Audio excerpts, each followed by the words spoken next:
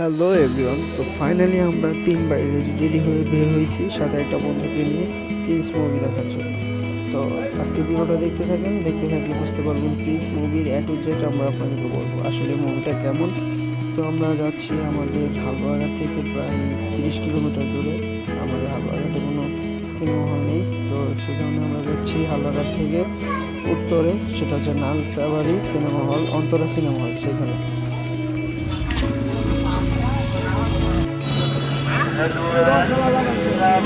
ইনে তো পানি কে রাবার টান দিয়ে মনে পানি আটকে রাখছে না, পানি মনে আটকে রাখছে। এটা হচ্ছে মোবাইলটা না এই ভিডিও করলে বেশি একটা লড়ে না, এই জিনিসটা বেশি মানে যতই টান দিয়ে স্পিডে, কিন্তু স্পিড টান হতো কতক্ষণ লাগে। কই গেছে আজকে দেখা গেছে নাকি। তো ফাইনালি আমরা প্রিন্সের টিকিট হাতে পেলাম, 150 টাকা করে নিয়েছে। বাট আমাদের ভাগ্য খুবই খারাপ, যার কারণে আমাদের শোটা হচ্ছে বিকেল 3:30-এ, আর আমরা এই হলে এসে বসেছি 1:45-এ।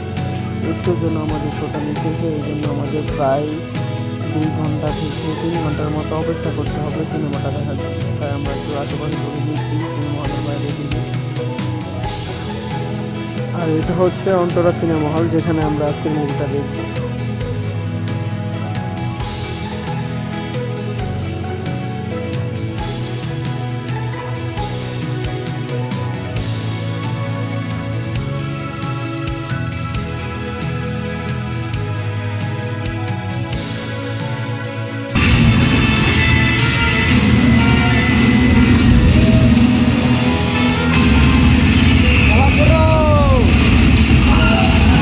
ফাইনালি আমাদের মুভি দেখা শেষ, এবার আমাদের বাড়ি ফেরার পালা। তো আমরা গাড়ির জন্য বের হচ্ছি, গাড়ি পেলে আমরা বাড়িতে ফিরবো, বাট গাড়ি পাচ্ছি না।